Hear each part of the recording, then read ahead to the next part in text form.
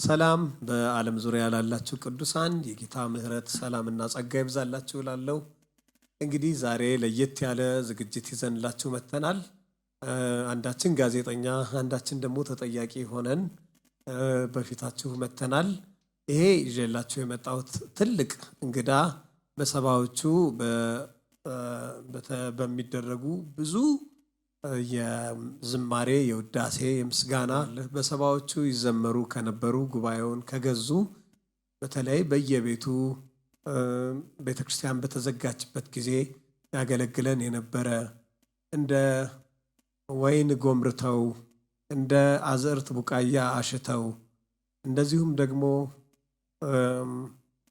እንደዚህ ያሉ ድንቅ ዝማሬዎችን ያቀርብልን የነበረ እንደዚሁም ደግሞ በብዙዎቻችን ቤት ውስጥ በጉባኤ የተዘመሩና ከጀርባቸው እልልታ የሰዎች ጩኸት ያለበት ዝማሬ እንሰማበት የነበረው ብዙ ወጣቶችን ከስሩ ያፈራ እኔ እንኳን በቤቱ በምገኝበት ጊዜ ብዙ ዘማሪዎችን ገና ተኮትኩተው እያደጉ የነበረ መሆኑን አስታውሳለሁ። ወንድማችን ፓስተር ታምራት ኃይሌን ነው ይዤላቸው የመጣሁት። እኔ በጣም ደስተኛ ነኝ ፓስተር ታሜ ዛሬ ካንተ ጋር ይሄንን ጊዜ ስለማሳልፍ። አሁን ለጊዜው ለሰዎቹ ፓስተር ታሜ ላለው እንደግን እኔ እናንተ በግል እንደምናወራው ታምዬ እያልኩ በመሃል እቀጥላለሁ። እስማማሃል? እሺ እንስማማለን። ጌታ ይባርክ። እንኳን ደህና መጣ። እንኳን ደህና ቆየኸኝ። እንደነገርኳችሁ በጣም ብዙ ታሪክ አለኝ። እኔ በተለይ ከታሜ በኋላ በውይይታችን መሃል የምናነሳው ነው 1979 ሰኔ ወር ላይ ሰኔ 21 የተደረገው አስገራሚ ከተማውን ያነጋገረ የሰርግ ስነ ስርዓት የታሜ ነበር በቤቴል መካነ ኢየሱስ። ባለቤቱ ጽጌ ትባላለች።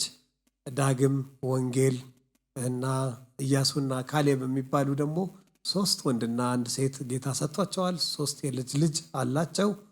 እኔ ቤተሰብ ስለሆንኩ ነው እንግዲህ ብዙ ሚስጥር እንደዚህ የምናገረው እና ዛሬ ደግሞ በደንብ ፍትት ብሎ በአገር ቤትም በውጭ ሀገርም እንደ ልቡ እግዚአብሔር እንደመራው እያገለገለ እንዳለ አያለው። ዲኤንኤ የሚባል ደግሞ ሚኒስትሪ በእሱ አማካኝነት ለብዙ ቅዱሳን በረከት እየሆነ ነው። ኧረ ስንቱን ልነግራችሁ እችላለሁ። ግን አሁን ዛሬ ወደ መጣንበት ወደ ዋናው ነገር ነው የምንገባው። መጀመሪያ እንግዲህ የታሜ ዝማሬዎች አይደለም በ60ዎቹ መጨረሻና በ70ዎቹ አሁንም እንኳን ወጣቶቹ ሙሉ ቁጥራቸው ሳይቆራርጡ በከበር እየሰሩ በጣም እስከዛሬም ድረስ እንደገና እየጎመራ እና እያሸተ የሄደ ነው። በጣም ተደስቻለሁ። እኔ በበኩሌ ልክ የኔን መዝሙር ሲዘምሩ እንደምደሰተው የታሜን ልክ በምሰማበት ጊዜ እንደዛ አይነት ስሜት ነው የሚሰማኝ እና በጣም ዛሬ ደስተኛ ነኝ። ከመግቢያው ጥያቄ ነው እንግዲህ የምጀምረው። እንዴት ነው የምናደርገው? አንዳንድ መዝሙሮች እናነሳና እነዚህን ዝማሬዎች እንዴት ዘመርካቸው እያልኩ እኔ ጠይቀዋለሁ። እናንተም ከዚህ ብዙ ቁም ነገር እንደምትገበዩ ተስፋ አደርጋለሁ። መልካም ቆይታ።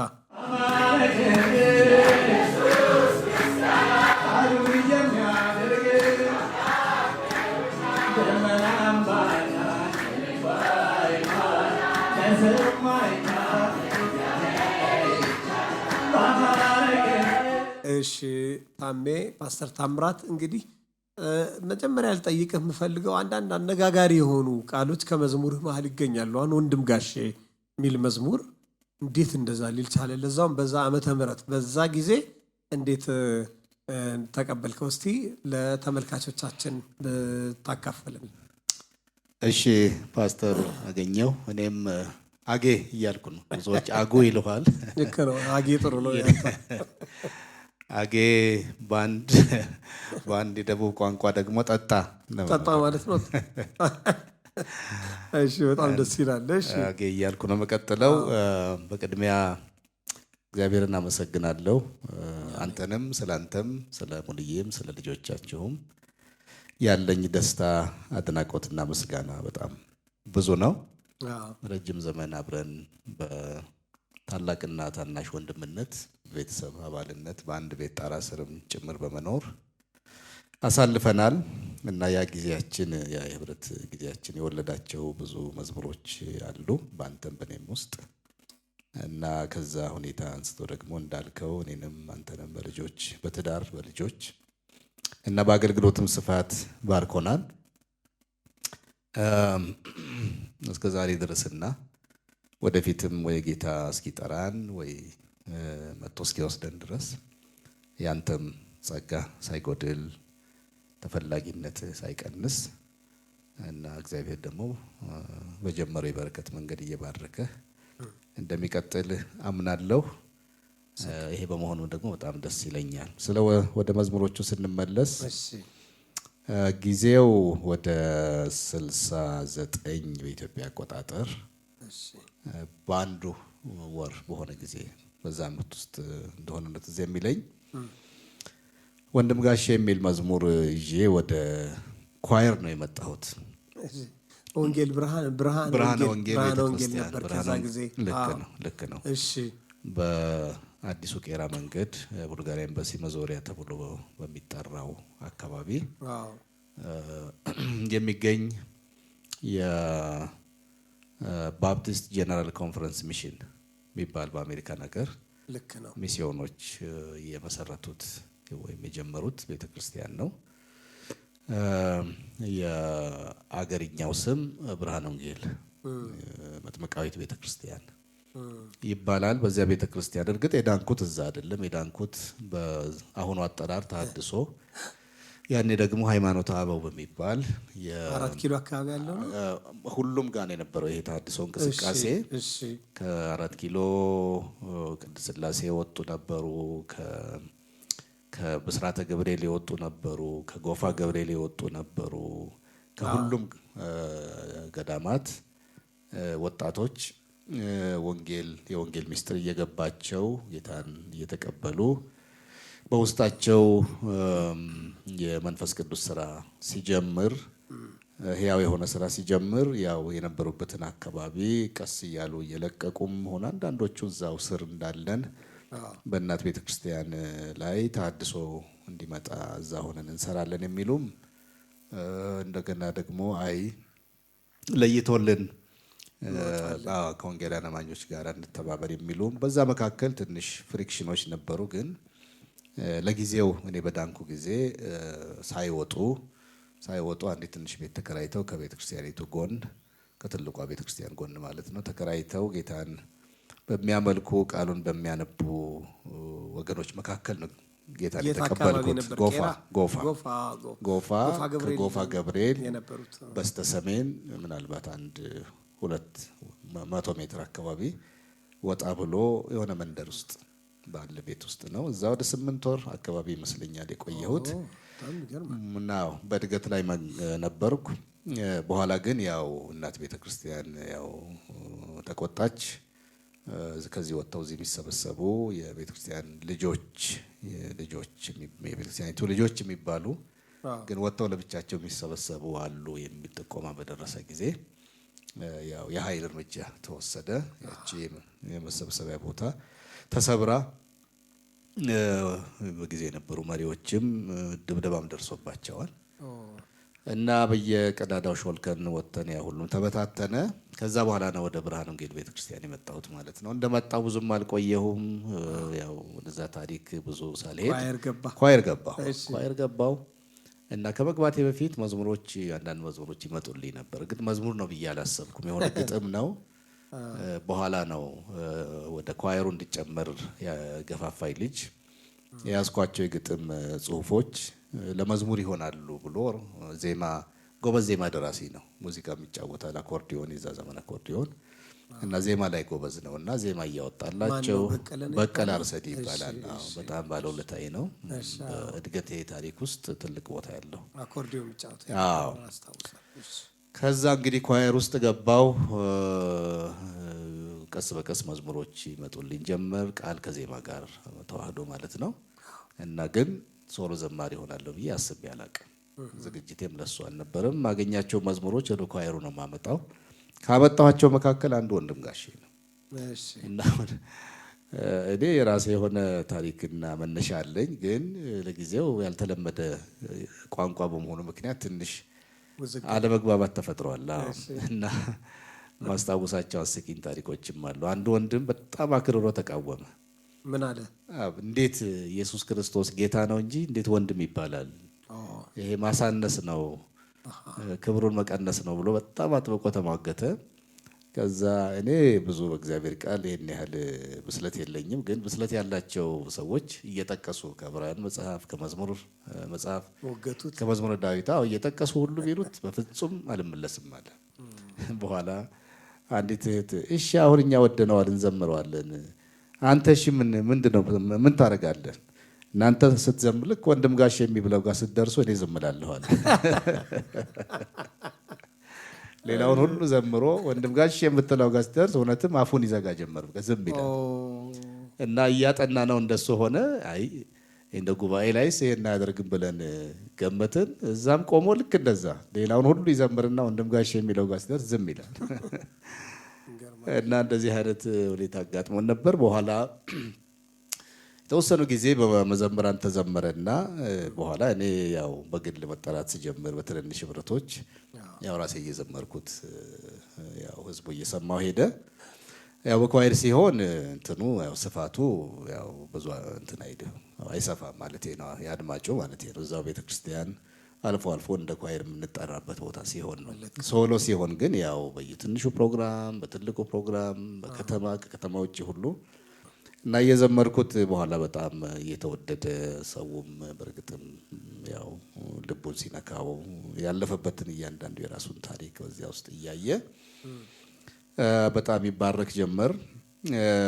መዝሙሩ መነሻው ወይ መሰረት ሀሳቡ ያው እኔ በ12 ዓመቴ ነው ከወላጆቼ የተለየሁትም በቅንጦት አይደለም፣ ለትምህርት ወይም ለሌላ ከተማ ኑሮ አምሮኝ ሳይሆን በጊዜው ያው በታሪክ ብዙ በመጽሐፍም ህዝቡ ስለሚያውቀው ታምረኛ ላይ አለ፣ በጣም በስፋት አለ።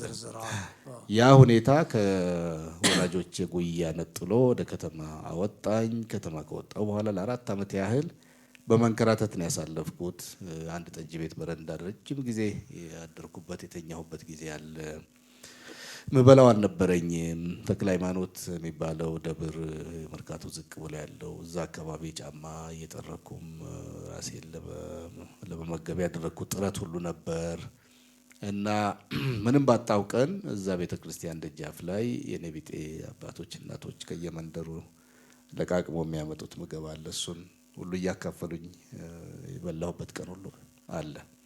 እንዲህ ካለ በጣም ከወረደ ህይወት ነው እንግዲህ ጌታ ያው መንፈሳዊ ነገር ያው ዋናው ነው። መንፈሳዊ ስራቱና ከዛ መፈታቴ ዋናው ነው። በጣም ከባዱ እሱ ነው። እሱን በኔ ባነበብኩት ወይ በሰማሁት ጊዜ በጣም ነው ውስጤ የተነካው። በእንባ የራስን ነው የምንሰማው። እሱን ትክክል ልክ ነው። የሚገርም ታሪክ ነው እሱ ዋናውና ትልቁ ሆኖ ከዛ በመለስ ደግሞ ኑሮም የዛኑ ያህል በኑሮም በጣም የተጎዳሁ ነበርኩ። ለምሳሌ ሊስትሮ ጫማ እየጠረኩ ወይም ለመጥረግ እየሞከርኩ ብዙ ጊዜ አይገኝም። በጣም የሰለጠኑ ጎበዞች ከተማውን የለመዱ በጣም ደንበኛ ያላቸው እዛም ላይ ያው ኮምፒቲሽን አለ እና እንደኔ አይነቱ ጀማሪ እና ፈሪ የሆነ ደግሞ ኋላ ኋላ ነው የሚሄደውና ብዙም ገበያ አያገኝም። እና ስለዚህ ምንድነው ማድረግ ያለብኝ? አንድ ዳቦ 24 ሰዓት ወይም ከዛ ሰዓት በላይ የሚያቆየኝ ጊዜ አስታውሳለሁ። እንዲያቆይ ምንድነው የሚደረግ? ምናደርገው የኔ ቢጤ ወይ በኔ ደረጃ ያሉ ዳቦውን በ10 ሳንቲም እንገዛለን። ከዛ ወደ ሱቆችን ሄድና ዘይትና ስኳር ውስጡ ዘይት የዘመኑ ጥሬ ዘይትና ስኳር ውስጡ ይደረግበታል እንደ ሳንዱች ማለት ነው። ያን ከበላ ለሚቀጥለው 24 ሰዓት ወይም ከዛም በላይ ሰዓት ያቆይሃል። የምግብ አፒታይትን ይዘጋና በዛ ሁኔታም ለመቆየት የሞከርኩበት ጊዜ እንግዲህ ከዛ ህይወት ተነስቼ ነው። አሁን ወደ መዘምራኑ ስመጣ አገልግሎት ሲጀምር በቅዱሳን ዓይንና ልብ ስገባ እግዚአብሔር እንግዲህ ያው ከነፍሴ መዳን ከሕይወቴ መለወጥ ከተፈታሁበት መፈታት ከመንፈሳዊ መፈታት ቀጥሎ ሕይወቴና ኑሮዬንም ጭምር ያው የቀየረው መጣ ማለት ነውና የትኛው ስንኝ ነው በሞር አሁን እስቲ እንደው ለአድማጮች ለተመልካቾች ልትጠቅሰው የምትችለው ከዚህ አሁን ይሄ ሕይወትን የሚገልጸው ቁጥር የትኛው ነው? አዎ ልክ ነው። ጥሩ ጥያቄ ነው። ቁጥሮቹ ሁሉም ማለት ስንኞቹ ስታንዛዎቹ በሙሉ እንደው አንዱን ብትጠቅስልን ለማለት ነው እንጂ ሁሉም ለምሳሌ እንግዲህ እንዳልኩት በ12 ዓመቴ ከወላጆች የተለይቼ መውጣቴንና እግዚአብሔር አምላክ አባትም እናትም ሆኖ ከዚያ በኋላ እንዳሳደገኝ የተገለጠበት የመጀመሪያው ስታንዛ እንግዲህ የቆየን ዘማሪዎች ካላነበብን በሜሞሪ ሜሞራይዝ ማድረግ ላይ ችግር አለንና ለዚህ ነው የመዝሙር መጽሐፌን ይዤ የመጣሁት። እናት ሆነህ ጡት ግን ያጠባኸኝ፣ አባት ሆነህ ቀጥታ ያሳደግከኝ፣ እንደ ታላቅ ወንድም የምትመክረኝ፣ እንደ እህት ደብቀህ ያጎረስከኝ ይላል። ይሄ ቃል ለማሳመር ለማጣፈጥ የሰው ልብ ለመንካት እንደዚህ አይደለም። በትክክል እንደዚህ ነው የሆነው። በትክክል እንደዚህ ነው የሆነው።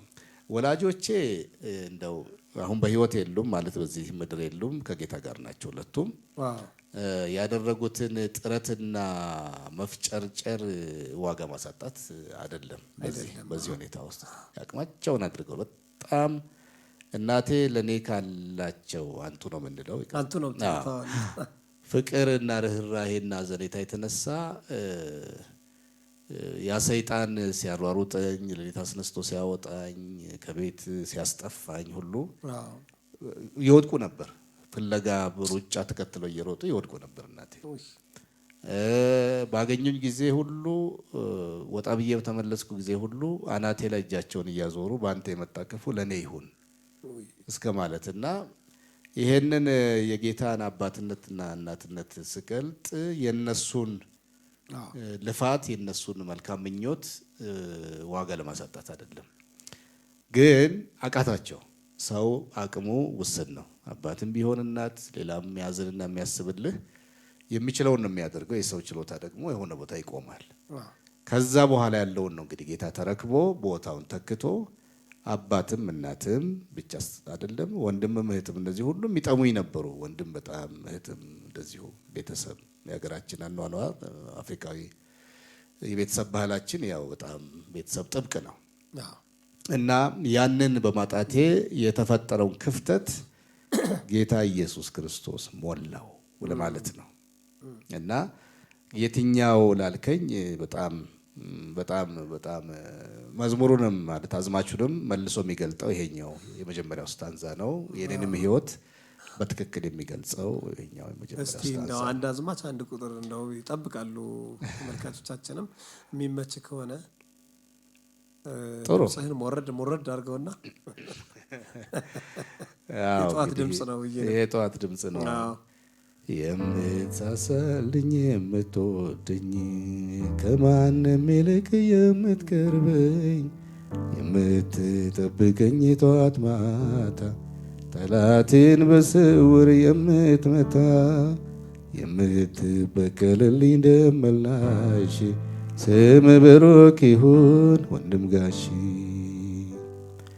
እናት ሆነህ ጡትህን ያጠባኸኝ አባት ሆነህ ቀጥተህ ያሳደግከኝ እንደ ታላቅ ወንድም የምትመክረኝ እንደ እህት ደብቀህ ያጎረስከኝ ደግሞም ወዳጄ ሚስጥረኛዬ የትም የማትለየኝ ጓደኛዬ የጠላት ደመላሼ ስም ብሩክ ይሁን ወንድም ጋሼ የምትሳሳልኝ የምትወደኝ ከማንም ይልቅ የምትቀርበኝ የምትጠብቀኝ ጧት ማታ ጠላቴን በስውር የምትመታ የምትበቀልልኝ ደመላሽ ስም ብሩክ ይሁን ወንድም ጋሺ። ግሩም ነው። እኔ ራሱ አሁን ላለመዘመር እየሞከርኩ ራሴን ስዘምር አገኘዋለሁ እና ድንቅ ነው። በእኛ ማህበረሰብ ውስጥ ሰርጾ የገባ ነው። ከዛ ደግሞ ድንቅ ነው ለእኔ ጌታ ይሄ አይደል ሁላችን በጭብጨባ የምንዘምረው። ሞኝ ነው ይሉኛል ሳይረዱት ቀርተው ተመለስ ይሉኛል። እስቲ ስለሱ ንገረን። በየቤቱ በየቦታው በዛ ጊዜ ደግሞ ያው ይሄንን የሚከተሉ ሰዎች ሞኞች ናቸው ይባል ነበር። ያው ግን እኛ በወንጌል ሞኝነት ነው ሄዳን ነው።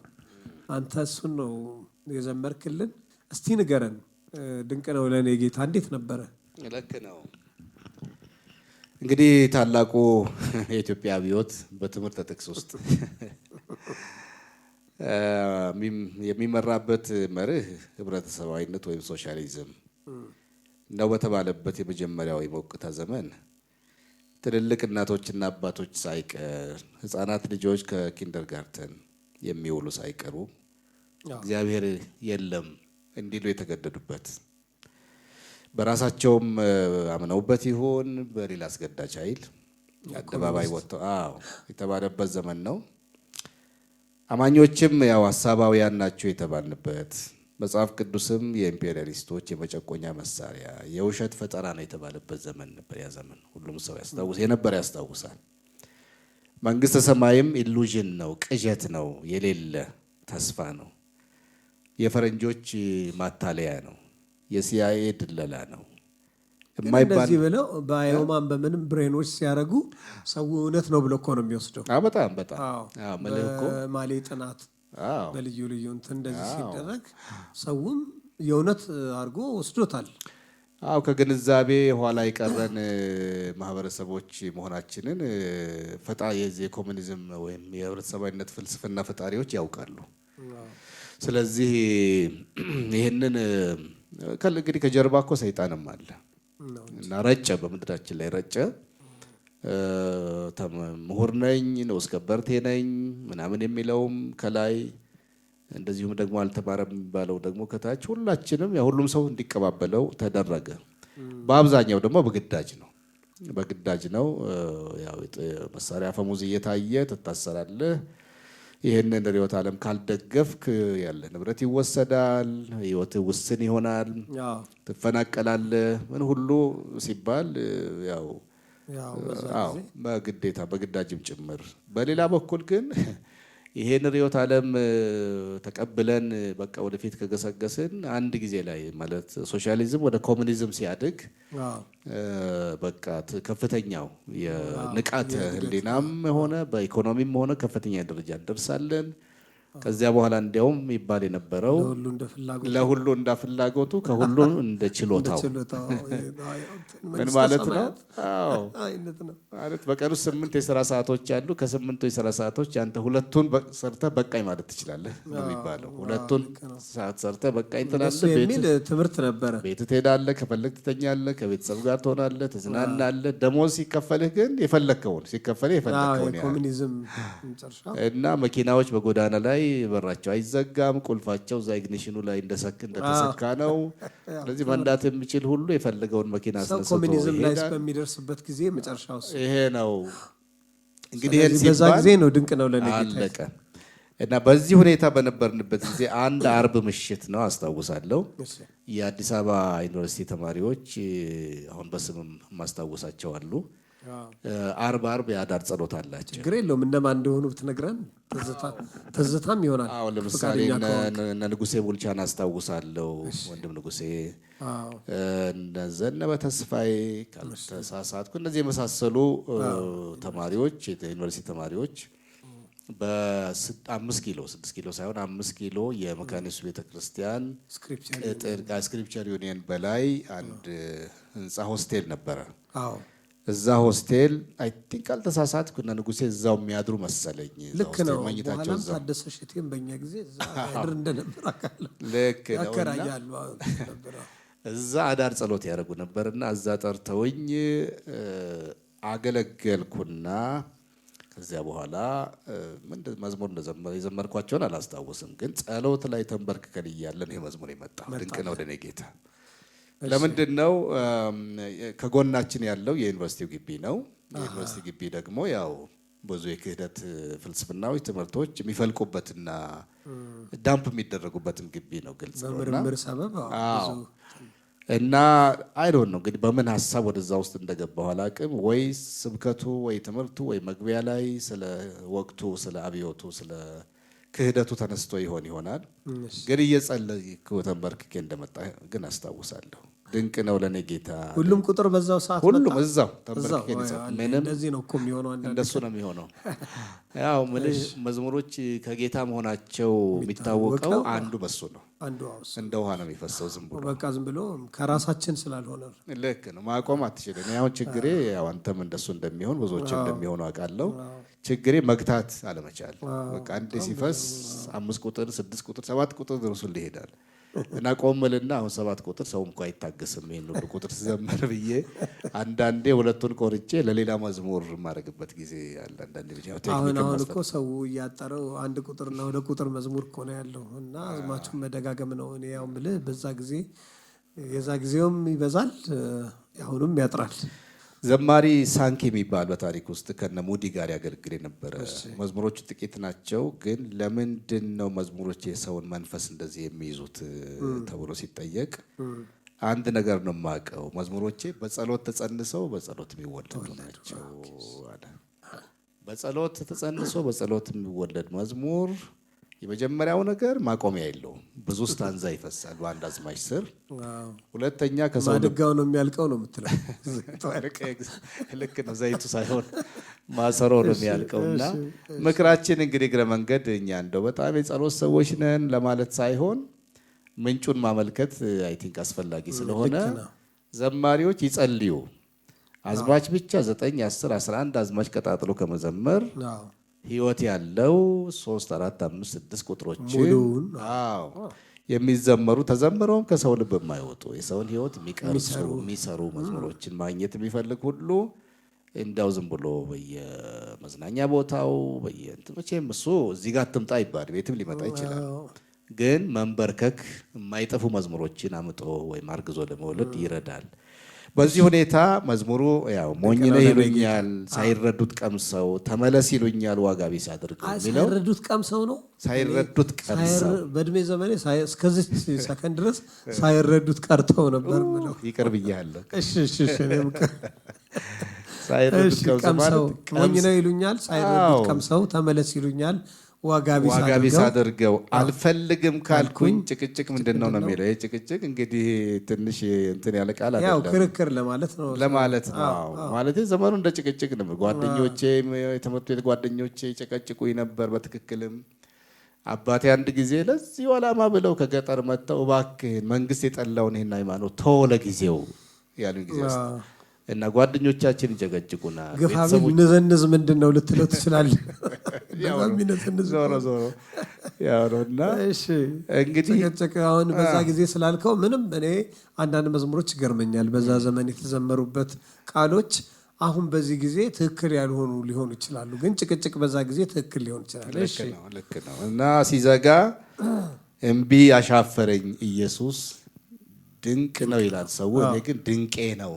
ድንቄ ነው። እኔም እንደዛ ነው ብለው የነበረው የኔ መሆኑን ለማሳየት ማለት ነው። አንዳንድ ጊዜ ጉባኤዎች መዝሙራችንን ይቀይሩታል፣ እንደተመቻቸው ያደርጉታል። ደስ ይላል። ዋናው ይባረኩበት፣ ይታነጹበት፣ ይለወጡበት እንጂ ብዙ አንከታተልም። እና የመዝሙሩ ታሪክ ይሄ ነው። እሱን አጭር በልልንና ወደሚቀጥሉት ድንቅ ነው ለኔ ጌታ፣ ድንቅ ነው ለኔ ኢየሱስ፣ ሞኝነት ቢመስላት ለዓለም፣ ድንቅ ነው ለኔ ዘላለም። ድንቅ ነው ለኔ ጌታ፣ ድንቅ ነው ለኔ ኢየሱስ፣ ሞኝነት ቢመስላት ለዓለም፣ ድንቅ ነው ለኔ ዘላለም። ሞኝ ነህ ይሉኛል ሳይረዱት ቀምሰው፣ ተመለስ ይሉኛል ዋጋ ቢስ አድርገው፣ አልፈልግም ካልኩኝ ጭቅጭቅ ምንድነው? እምቢ ያሻፈረኝ ኢየሱስ ድንቄ ነው። ድንቅ ነው ለኔ ጌታ፣ ድንቅ ነው ለኔ ኢየሱስ፣ ሞኝነት ቢመስላት ለዓለም ድንቅ ነው ለኔ ዘላለም። ግሩም ነው መቼም ስንዘምር ብንውል ጊዜ ባይገድበን። ደግሞ ክርስትና የጠቀመኝ የሚል ደግሞ አለ። በጣም የሚገርሙ እንግዲህ ቃሎቹን ነው የሚገርሙ ናቸው። እስቲ እሱንም ንገረንን በምን አይነት ሁኔታ? አዎ ልክ ነው ልክ ነው። እኔም ራሴ መልሼ ባዜምኩትም ባሰብኩትም ቁጥር በነገርህ ላይ ከመንፈስ ቅዱስ እና ከጌታ በጊዜው የመጣ መዝሙር ማረም ሁሉ ያስቸግራል። ምኑን ላርመው ትላለህ? ቃሎቹ የሞኝነት ቃል ሊሆን ይችላል። ብዙ ያልበሰለ ብዙ እንደ በጥበብ ያልተከሸነ ሊሆን ይችላል የምትጠቀምበት ቃል። በየዋህነት በውስጥ የመጣውን ቃል ልትጠቀም ግን ይገርምሃል ገብቶ ህይወትን ሲሰራ ግን በጣም ያስገርመኛል። እና በእግዚአብሔር ቤት የቆዩ በቃሉ የበሰሉ በስነ ግጥም በቋንቋ የተራቀቁ ሁሉ ሳይቀር የማይጥሉት አይነት ህይወት ያለ ሆኖ መውጣት በጣም እሱ ይገርመኝ እና ከመንፈስ ቅዱስ እና ይሄ መዝሙር በተመለከተ ያው እንዳልኩት ቅድም ጌታን ሳገኝም ስቀበልም ወደ ኳየር ስገባ መዝሙር ሲጀምርም ገና በቲኔጅ እድሜ ውስጥ ሆኜ ነው እና እኩዮቼ ትንሽ የሚበልጡኝ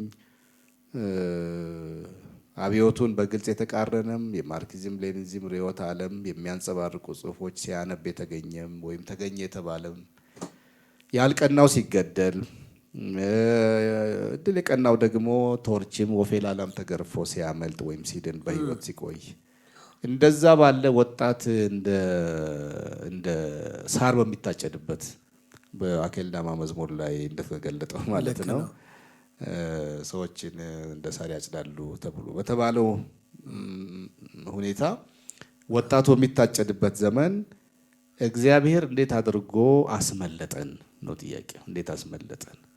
ያስመለጠን እግዚአብሔር በቤቱ በጉያ ሸሽጎ ነው። በዚያ ጊዜ ጌታን አግኝተን በቤቱ ባንሰበሰብ ኖሮ በኢህአፓ ስም በምናምን ስም እየተሳበበ ሬሳቸው ጎዳና ላይ ከሚወድቅ የሰማይ አሞራ እና ውሾች ቀለብ ከሚሆኑ ወጣቶች አንዱ እንሆን ነበረ።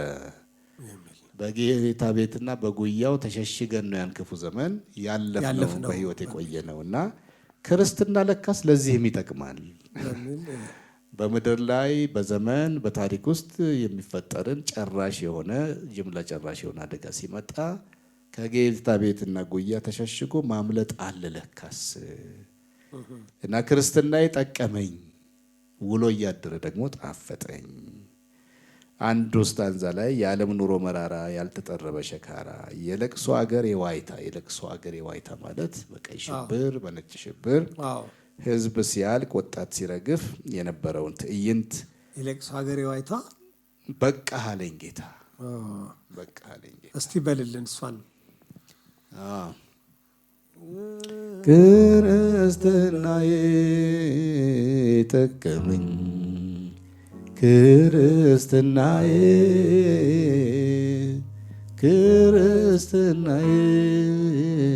ጠቀመኝ፣ ውሎ ያደረ ጣፈጠኝ። የዓለም ኑሮ መራራ ያልተጠረበ ሸካራ የለቅሶ አገር የዋይታ በቃ አለኝ ጌታ። ክርስትናዬ ጠቀመኝ፣ ክርስትናዬ